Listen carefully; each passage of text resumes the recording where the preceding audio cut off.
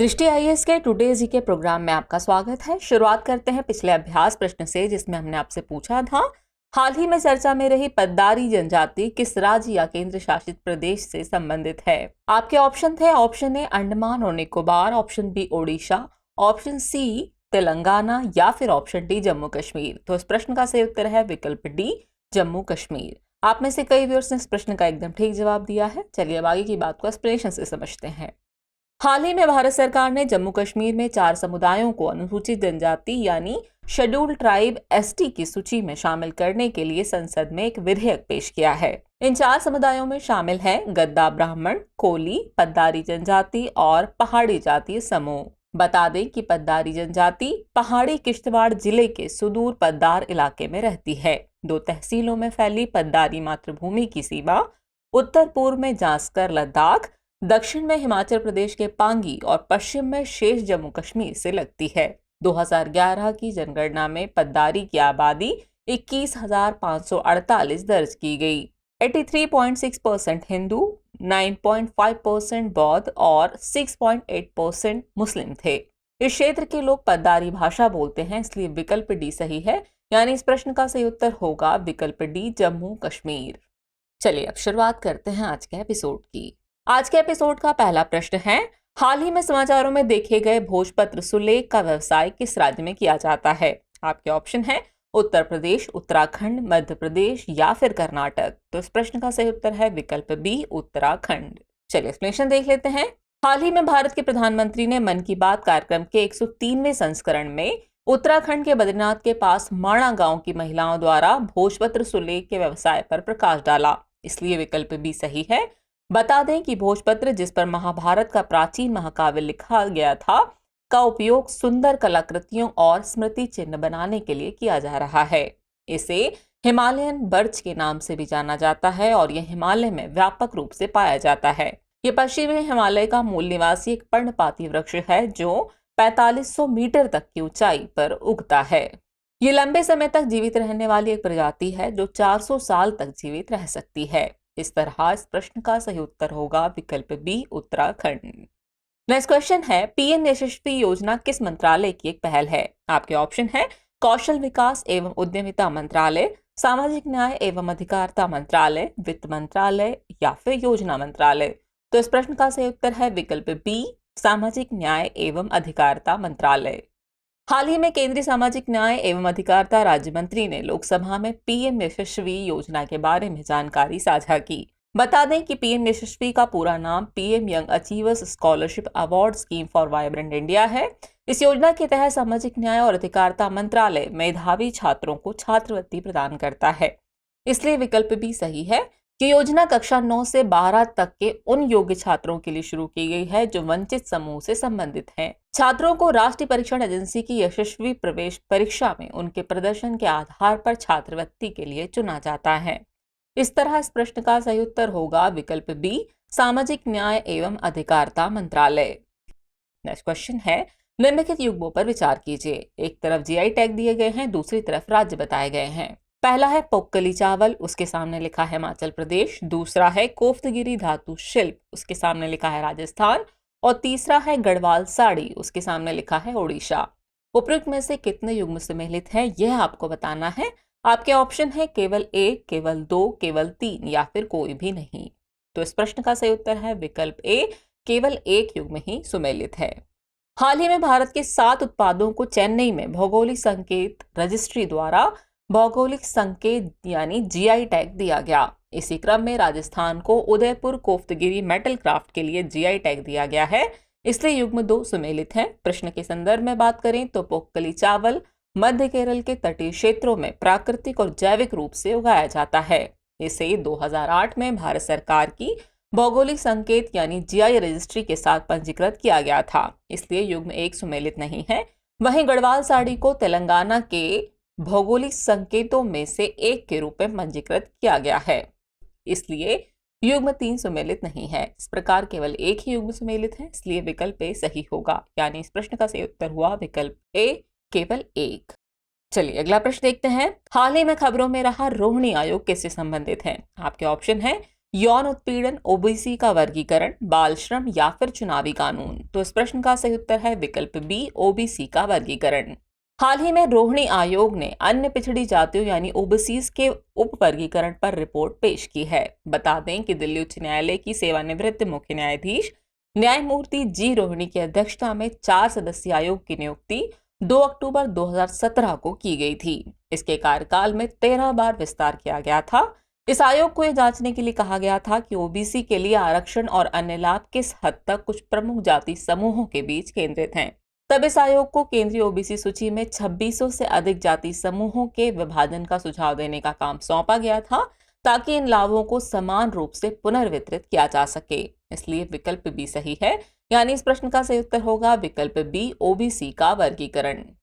Next question है, gender inclusion fund किस मंत्रालय की एक पहल है? आपके ऑप्शन है शिक्षा मंत्रालय, सामाजिक न्याय एवं अधिकारिता मंत्रालय, महिला एवं बाल विकास मंत्रालय या फिर स्वास्थ्य एवं परिवार कल्याण मंत्रालय? तो इस प्रश्न का सही उत्तर है विकल्प ए, शिक्षा मंत्रालय। हाल ही में शिक्षा राज्य मंत्री ने लोकसभा में एक लिखित उत्तर में लिंग समावेशन निधि यानी कि जेंडर इंक्लूजन फंड की जानकारी साझा की। बता दें कि राष्ट्रीय शिक्षा नीति 2020 विशेष रूप से लड़कियों और ट्रांसजेंडर छात्रों के लिए एक जेंडर इंक्लूजन फंड स्थापित करने का प्रावधान करती है। इस फंड का उद्देश्य सभी लड़कियों के साथ साथ ट्रांसजेंडर छात्रों के लिए समान गुणवत्ता वाली शिक्षा प्रदान करने के लिए देश की क्षमता का निर्माण करना है। शिक्षा नीति के उद्देश्यों को सामाजिक आर्थिक रूप से वंचित समूहों के लिए समर्पित संसाधन आवंटित करके समग्र शिक्षा 2.0 के तहत विशिष्ट प्रावधानों के माध्यम से पूरा किया जा रहा है। इसके अलावा नई शिक्षा नीति राज्यों और स्थानीय सामुदायिक संगठनों की साझेदारी के साथ शिक्षा में लैंगिक समानता हासिल करने के लिए जेंडर को एक क्रॉस कटिंग प्राथमिकता के रूप में अपनाने का सुझाव देती है। इस तरह इस प्रश्न का सही उत्तर होगा विकल्प ए, शिक्षा मंत्रालय। नेक्स्ट क्वेश्चन है, हाल ही में चर्चित अभ्यास युद्ध अभ्यास किन देशों से संबंधित है? आपके ऑप्शन है भारत और श्रीलंका, भारत और बांग्लादेश, अमेरिका और भारत या फिर अमेरिका और नेपाल? तो इस प्रश्न का सही उत्तर है विकल्प सी, अमेरिका और भारत। भारत और अमेरिका मजबूत सैन्य सहयोग पर ध्यान केंद्रित करते हुए युद्ध अभ्यास का 19वां संस्करण आयोजित करेंगे। इस अभ्यास का आयोजन 5 सितंबर से 8 अक्टूबर तक अलास्का में होगा। 14 दिनों तक चलने वाले इस अभ्यास में भारतीय सेना की मराठा लाइट इन्फेंट्री रेजिमेंट के जवान हिस्सा लेंगे। इस दौरान दोनों देशों की सेनाएं साझा उद्देश्यों को हासिल करने के लिए मिलकर काम करेंगी। इसलिए विकल्प सी सही है, यानी इस प्रश्न का सही उत्तर है विकल्प सी, अमेरिका और भारत। अगला प्रश्न है, हिमालयन गिद्ध की आयुष्य स्थिति क्या है? आपके ऑप्शन है least concern, near threatened, vulnerable या फिर इंडेंजर्ड? तो इस प्रश्न का सही उत्तर है विकल्प बी, नियर थ्रेटेंड। हाल ही में भारत ने गुवाहाटी में असम राज्य चिड़ियाघर के अंदर हिमालयन गिद्धों की पहली कैप्टिव ब्रीडिंग की सफलता की कहानी देखी। Captive breeding Bombay natural history society यानी BNHS और असम वन विभाग द्वारा शुरू की गई एक संयुक्त परियोजना थी, जिसे असम राज्य चिड़ियाघर की मदद से चलाया गया था। बता दें कि हिमालयन गिद्ध या हिमालयन ग्रिफॉन गिद्ध हिमालय और निकटवर्ती तिब्बती पठार का मूल निवासी एक गिद्ध है। ये दुनिया के 2 सबसे बड़े गिद्धों और प्रमुख शिकारी पक्षियों में से एक है। इसे international union for conservation of nature यानी कि IUCN की रेड लिस्ट में नियर थ्रेटेंड के रूप में सूचीबद्ध किया गया है, इसलिए विकल्प बी सही है। इस तरह इस प्रश्न का सही उत्तर है विकल्प बी, नियर थ्रेटेंड। चलिए अगला प्रश्न देखते हैं। कुरील द्वीप समूह के संबंध में निम्नलिखित कथनों पर विचार कीजिए। कथन 1 है, ये कामचटका प्रायद्वीप के दक्षिणी सिरे के होक्काइडो द्वीप के उत्तर पूर्वी कोने तक फैला हुआ है। और कथन 2 है, ये ओखोटस्क सागर को प्रशांत महासागर से अलग करता है। उपयुक्त में से कौन से कथन सही है या फिर है, यह आपको बताना है। आपके ऑप्शन है केवल 1, केवल 2, 1 और 2 दोनों, या फिर न तो 1 और न ही 2। तो इस प्रश्न का सही उत्तर है विकल्प सी, 1 और 2 दोनों ही कथन सही हैं। हाल ही में टोक्यो और मॉस्को के बीच विवाद के कारण कुरील द्वीप समूह खबरों में रहा। कुरील द्वीप समूह कामचटका प्रायद्वीप, जो कि रूस है, के दक्षिणी सिरे से होक्काइडो द्वीप जापान के उत्तर पूर्वी कोने तक 750 मील यानी कि 1200 किलोमीटर तक फैला हुआ है, इसलिए कथन 1 सही है। इसके 56 द्वीप 6000 वर्ग मील में फैले हुए हैं और ओखोटस्क सागर को प्रशांत महासागर से अलग करते हैं, इसलिए कथन 2 सही है। ये श्रृंखला प्रशांत महासागर को घेरने वाली भूगर्भिक अस्थिरता की बेल्ट का हिस्सा है। इसमें कम से कम 100 ज्वालामुखी हैं, जिनमें से 35 अभी भी सक्रिय हैं। इस तरह इस प्रश्न का सही उत्तर है विकल्प सी, यानी कि 1 और 2 दोनों ही कथन सही हैं। चलिए अब हम पहुंच गए एपिसोड के अंतिम प्रश्न पर। तो अंतिम प्रश्न है, हाल ही में चर्चा में रहा सहकार 22 क्या है? आपके ऑप्शन है 2022 तक भारत में मैला ढोने की प्रथा को पूरी तरह से खत्म करने का मिशन, 2022 तक सहकारी समितियों के माध्यम से ग्रामीण और कृषि समृद्धि प्राप्त करने का मिशन, 2022 तक भारत में 100% कोल्ड स्टोरेज सुविधा प्राप्त करने का मिशन, या फिर उन सफल सहकारी समितियों को दिया गया एक पुरस्कार जो 2022 तक किसानों की आय दोगुनी करने की राह पर हैं। तो इस प्रश्न का सही उत्तर है विकल्प बी, 2022 तक सहकारी समितियों के माध्यम से ग्रामीण और कृषि समृद्धि प्राप्त करने का मिशन। चलिए एक्सप्लेनेशन देख लेते हैं। हाल ही में सहकारिता मंत्री ने लोकसभा में सहकार 22 के बारे में जानकारी साझा की है। बता दें कि सहकार 22 वर्ष 2022 तक सहकारी समितियों के माध्यम से ग्रामीण और कृषि समृद्धि हासिल करने का एक मिशन है। इसकी शुरुआत राष्ट्रीय सहकारी विकास सहयोग यानी एनसीडीसी द्वारा की गई थी। इसे कृषि एवं किसान कल्याण मंत्रालय के तहत कार्यान्वित किया जा रहा है।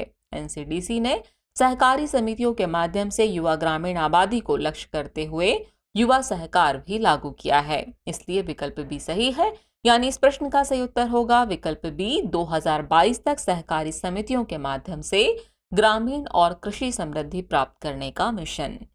चलिए अब नोट कर लीजिए आज के एपिसोड का अभ्यास प्रश्न। निम्नलिखित में से कौन भारतीय संविधान की 7वीं अनुसूची के तहत संघ सूची का विषय नहीं है? आपके ऑप्शन है ऑप्शन ए रक्षा, ऑप्शन बी अंतर्राष्ट्रीय संबंध, ऑप्शन सी परमाणु ऊर्जा और खनिज संसाधन, या फिर ऑप्शन डी पुलिस। तो व्यूअर्स, इस प्रश्न का जवाब कमेंट बॉक्स में देना न भूले। जल्दी मिलते हैं नए एपिसोड में कुछ और नए सवालों और नई जानकारियों के साथ। तब तक के लिए शुक्रिया।